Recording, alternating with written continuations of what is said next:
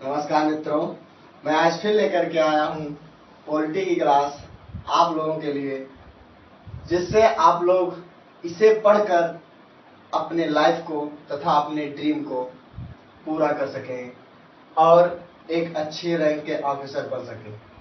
तो कल की क्लास हुई थी कि संविधान क्या है, संविधान क्या है, संविधान होता क्या है, संविधान क्यों बनाया जाता है।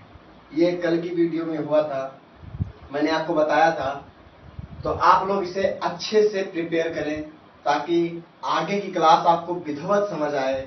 इसीलिए मैं आज आप लोगों को कानून के उद्देश्य के बारे में बताऊंगा कि कानून, हमारे भारत देश में कानून बनाने के क्या उद्देश्य थे। हमारे देश में नहीं, जहां संविधान को बनाया गया वहां पर भी कानून बनाने के क्या उद्देश्य थे, ये मैं आपको आज विस्तृत बताऊंगा। तो सबसे पहले कानून का उद्देश्य।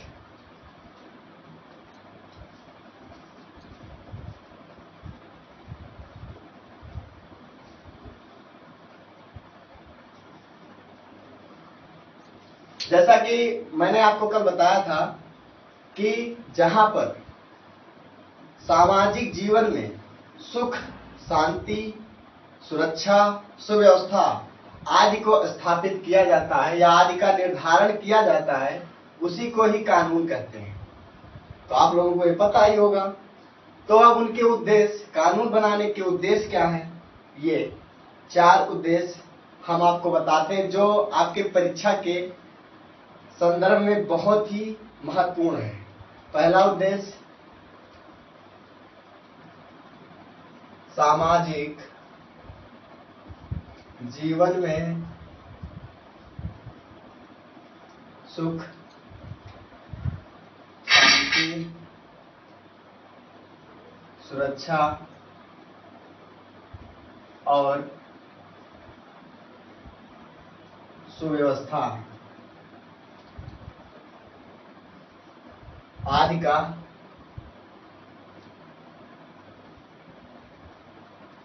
का निर्धारण करती है।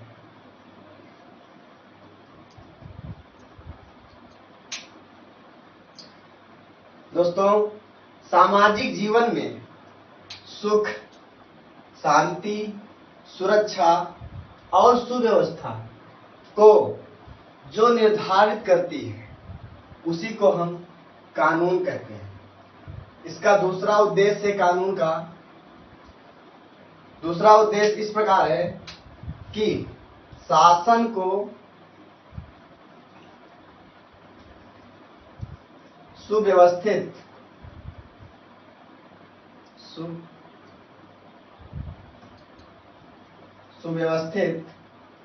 ढंग से या तरीके से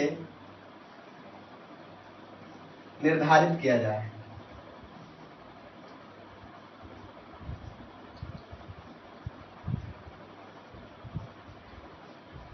इसका दूसरा उद्देश्य यह है कि शासन को सुव्यवस्थित तरीके से निर्धारित किया जाए, वह भी कानून का एक उद्देश्य होता है।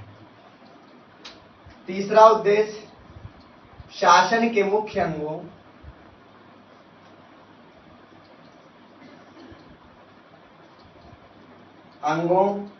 तथा उनके अधिकारों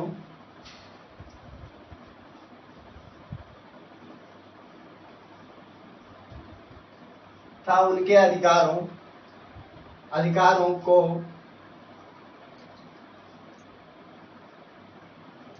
प्रत्यक्ष रूप से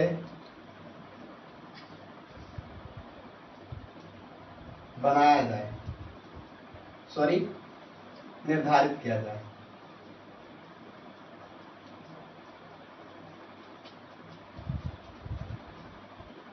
दोस्तों, तीसरा उद्देश्य है कि भारत के मुख्य अंगों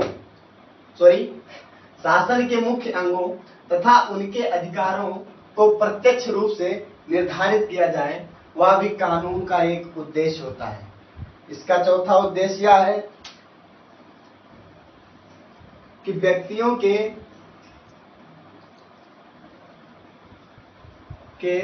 अधिकारों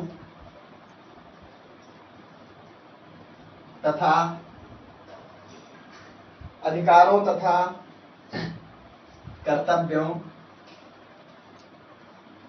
का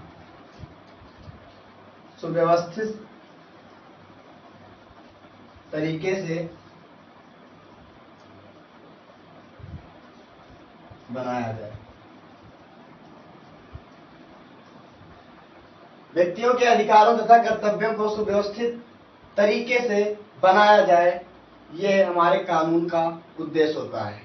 दोस्तों, इसमें कानून का एक उद्देश्य और होता है, इसमें किसी को कोई भी व्यक्ति हो, किसी में भेदभाव नहीं किया जाएगा। ये कानून का उद्देश्य है। इसे आप लोग अच्छे से तैयार करें और अपनी सफलता की ओर आगे बढ़ें। तो दोस्तों, आगे की ओर चलते हैं। अब हम आपको बताते हैं कानून निर्माण की प्रक्रिया।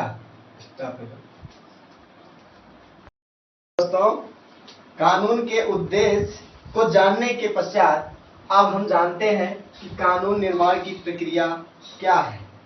कानून निर्माण की प्रक्रिया में क्या क्या होता है, तो हम आपको इधर थोड़े से एक ग्राफ में समझा रहे हैं। इसमें आपको संसद या फिर विधेयक, अनुच्छेद, अधिनियम आदि को मिलाकर भी कानून का निर्माण को बनाया जाता है। तो दोस्तों, अब विधेयक क्या होता है ये आपको हम बताते हैं। आप लोग अच्छे से पढ़ाई करें और अपने सफलता को, अपने लक्ष्य को सफल बनाएं। हाँ दोस्तों, विधेयक यानी कि बिल होता क्या है?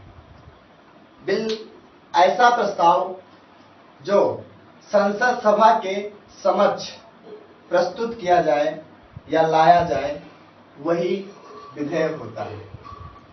दूसरे शब्दों में दोस्तों, विधेयक ऐसा प्रस्ताव जो संप्रभु के समक्ष प्रस्तुत किया जाता है, उसे ही विधेयक कहते हैं। इसकी डिफिनेशन देख लें। ऐसा प्रस्ताव जो संसद सभा के समक्ष प्रस्तुत या फिर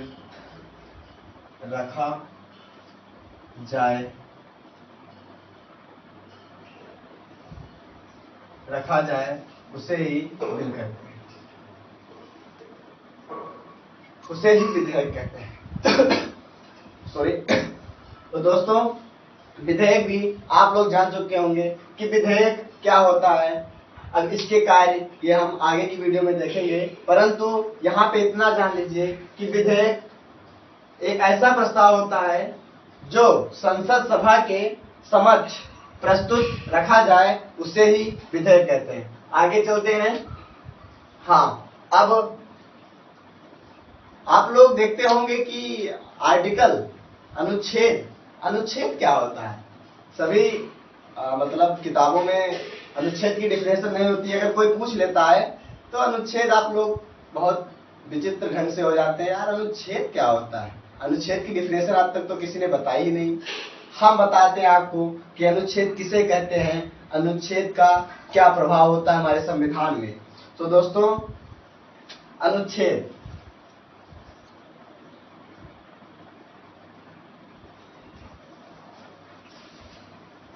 ऐसा अधिनियम जिसे प्रत्यक्ष या अप्रत्यक्ष ढंग से, ऐसा अधिनियम जिसे प्रत्यक्ष या अप्रत्यक्ष ढंग से या रूप से संप्रभु यानी कि संसद सभा ऐसा अधिनियम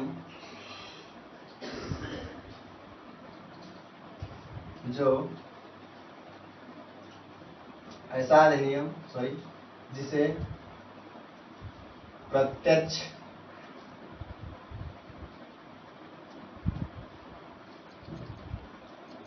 या अप्रत्यक्ष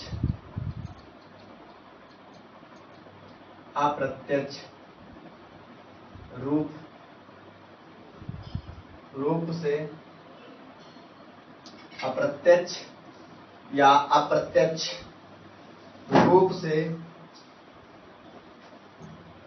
संप्रभु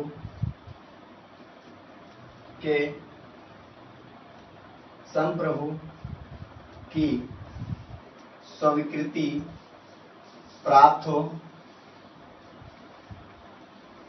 तथा उसे संविधान में एक निश्चित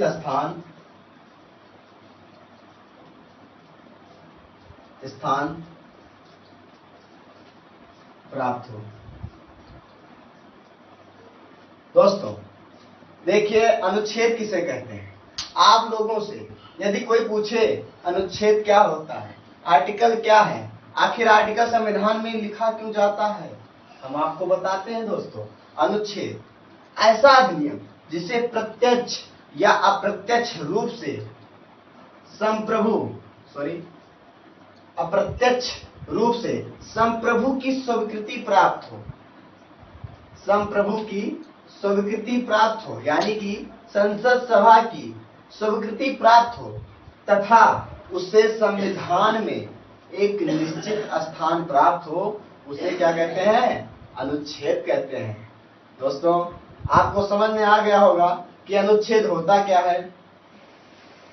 अनुच्छेद की डेफिनेशन अगर आपको पता है तो यदि आपसे कोई पूछता है तो इसका जवाब आप जरूर दीजिएगा।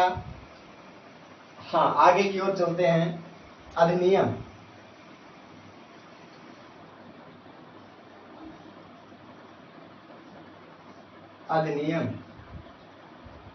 देख लो, ये चीजें लगभग कोई बताएगा नहीं। अधिनियम होता क्या है, लिख देते हैं। भारत शासन अधिनियम, भारतीय परिषद अधिनियम, भारतीय परिषद अधिनियम 1858, भारतीय परिषद अधिनियम 1861। तो अधिनियम होता क्या है, अधिनियम क्या है, हम आपको बताते हैं।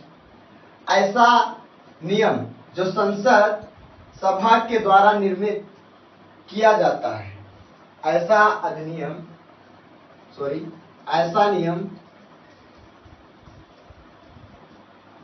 जो संसद सभा के द्वारा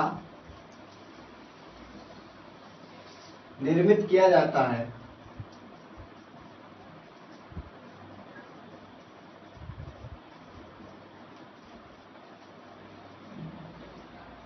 उसे अधिनियम कहते हैं। डिफिनेशन भी आप लोगों को अच्छी से समझ में आ गई होगी कि अधिनियम होता क्या है।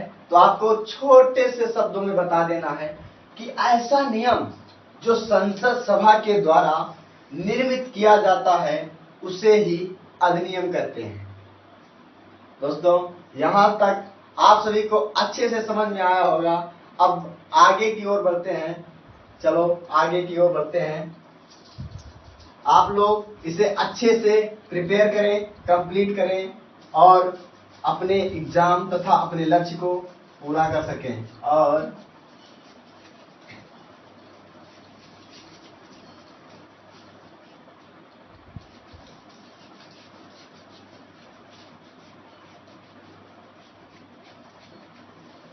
आप लोग इसे अच्छे से प्रिपेयर करते रहें ताकि यदि कोई पर्सन आपसे पूछ ले कि अनुच्छेद होता क्या है तो आप लोग उसे अच्छी तरीकों से बता सकें।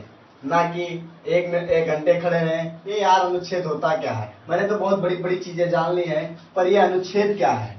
तो आपको इसमें कोई संकोच नहीं करना है। आपको जैसे ही क्वेश्चन पूछे उसके 10 सेकंड के अंदर ही आप ये डिफिनेशन सुना सकते हैं, या कुछ वर्ड इसमें में से निकाल कर भी आप बता सकते हैं कि आखिर अनुच्छेद क्या होता है, अधिनियम क्या होता है, बिल क्या होता है।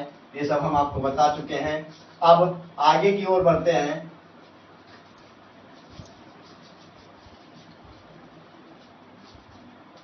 कानून का निर्माण।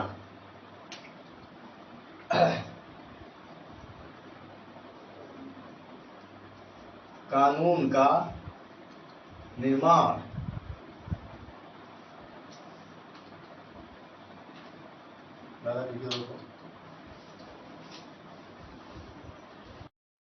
ओके दोस्तों, अब चलते हैं कानून का निर्माण कैसे हुआ, क्यों हुआ, अब इसके बारे में जानते हैं।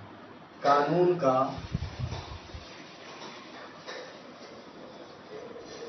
कानून निर्माण।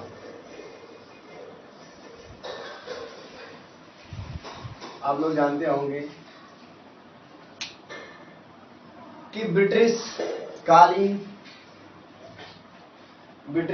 कानून 1858, भारत शासन अधिनियम 1858, जो कि ब्रिटिश शासन प्रणाली के द्वारा बनाया गया था। तो देखते हैं, तो इसमें 2 खंड हो जाते हैं।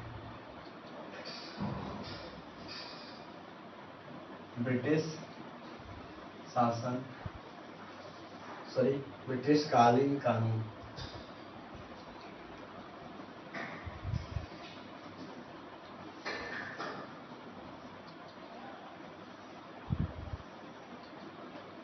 एक है आपका स्वतंत्र भारत में कानून।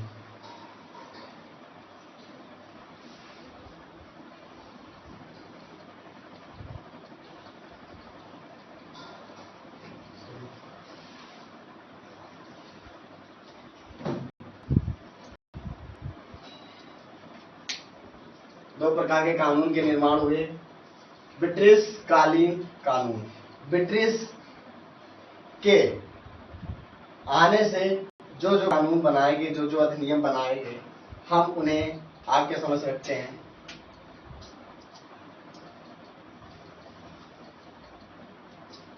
पहला अधिनियम जो कि भारत शासन अधिनियम 1858।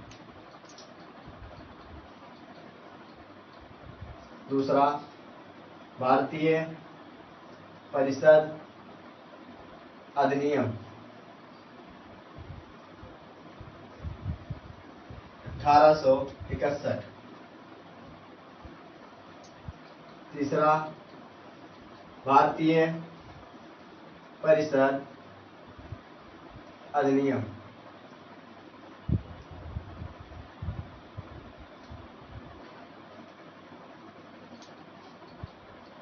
1892। चौथा है भारतीय परिषद अधिनियम 1909। पांचवा है भारतीय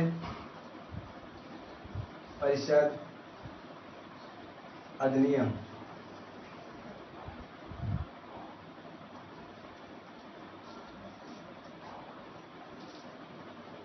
1919। छठा है भारतीय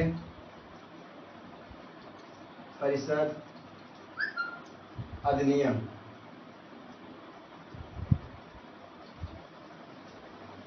1935। और फिर लास्ट 7वां है भारतीय स्वतंत्र अधिनियम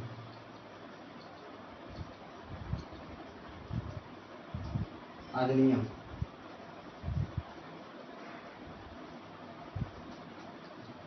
1947। तो दोस्तों, ये ब्रिटिश पार्लियामेंट के द्वारा बनाया गया था।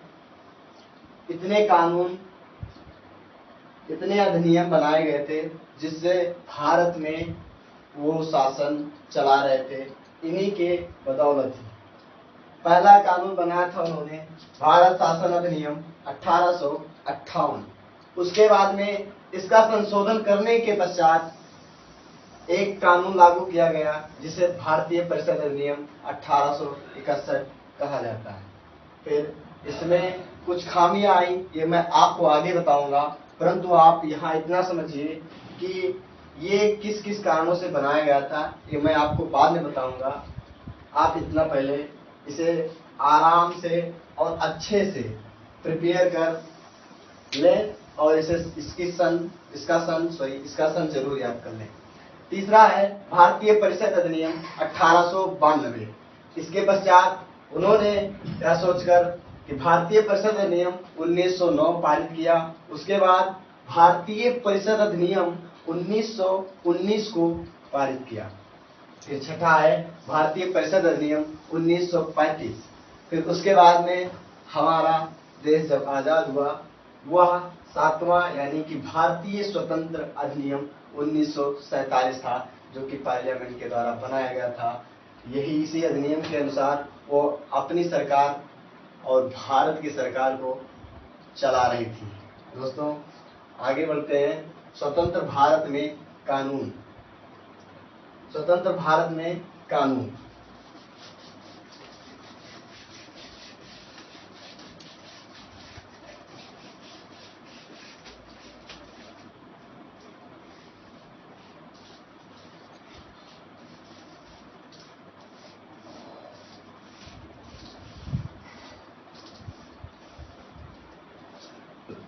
स्वतंत्र भारत में कानून। पहला है संविधान सभा का विकास।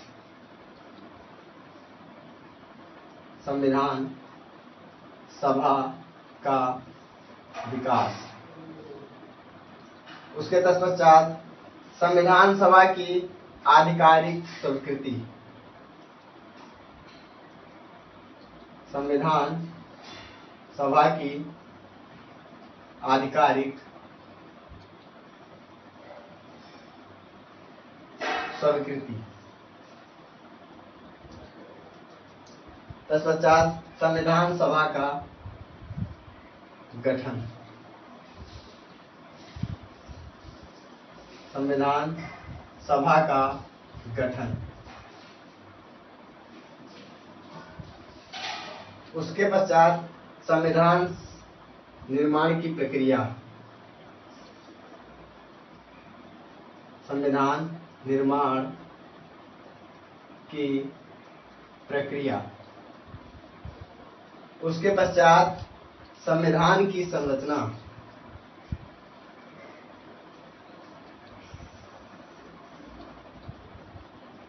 संविधान की संरचना। उसके पश्चात संविधान की विशेषताएं।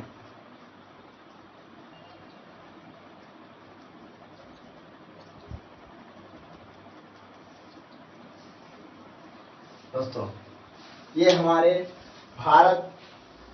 स्वतंत्र भारत में कानून इस तरह से बनाए गए थे, जिसको आप लोग को मैं आगे की वीडियो में बहुत अच्छे तरीकों से बताऊंगा और अच्छे तरीकों से पढ़ने के पश्चात आप लोग कोई भी कॉम्पिटिटिव एग्जाम दे सकेंगे। देखिए, संविधान सभा का विकास पहला था। दूसरा है संविधान सभा की आधिकारिक स्वीकृति, जो कि स्वतंत्र भारत में कानून के द्वारा बनाई गई। उसके बाद संविधान सभा का गठन किया गया, जो कि स्वतंत्र भारत, जब हम स्वतंत्र हो गए तो हमारे मन में भी एक जिज्ञासा उत्पन्न हुई और सोचा गया कि एक संविधान बनाया जाए जिससे हमारे देश की तथा हमारे सामाजिक जीवन तथा हमारी सरकार अच्छे तरीकों से चलती रहे और कोई भी व्यक्ति किसी भी तरीकों से परेशान न रहे। सभी को ध्यान में रखकर यह संविधान लागू किया गया तथा बनाया गया। चौथा है संविधान निर्माण की प्रक्रिया, और पांचवा संविधान की संरचना, संविधान की संरचना, और छठा है संविधान की विशेषताएं। संविधान की विशेषताएं होती क्या है, ये आपको मैं जब ब्रिटिश पार्लियामेंट के बारे में जितने अधिनियम उनके हैं, जितने कानून हैं, उसे बताने के बाद तब मैं स्वतंत्र भारत में कानून के टॉपिक पे आऊंगा। फिर ब्रिटिश पार्लियामेंट कानून को पढ़ने के पश्चात आप लोगों को स्वतंत्र भारत में कानून किस तरह बने, किन किन का योगदान था, ये सब मैं आपको विधिवत बताऊंगा। हाँ, एक चीज और बता दें कि पॉलिटी में, संविधान सभा में अनुच्छेद में आप लोगों को कोई कंफ्यूजन नहीं होना चाहिए था, क्योंकि अनुच्छेद आपके पास 395 ही हैं। रियल अनुच्छेद 395 है, इसमें कोई कंफ्यूजन नहीं है। इनके अंग होते हैं, जितने आर्टिकल्स बढ़े हुए हैं इनके अंग होते हैं, ना कि आर्टिकल 395 ही हैं। इससे ज्यादा आर्टिकल्स नहीं है संविधान में, बस इनमें कुछ संशोधन होते रहते हैं, इधर उधर जोड़ा करते रहते हैं, ना कि 396। यदि कोई पूछ ले कि भैया 396 आर्टिकल क्या कहता है, तो आप 395 ही बताएंगे, क्योंकि आपको पता ही नहीं है कि 396 में है क्या। क्योंकि जब 396 बना ही नहीं है आर्टिकल, तो बताएंगे आप क्या। और 22 भाग, 12 अनुसूचियां,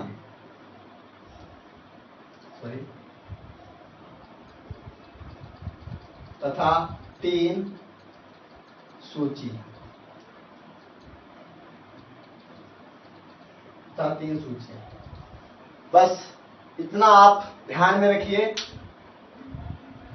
आप लोग, मैं आशा करता हूं कि आप लोगों को मेरा टॉपिक अच्छे से समझ में आया होगा। ओके, धन्यवाद दोस्तों, मिलते हैं अगले वीडियो में। Thank you.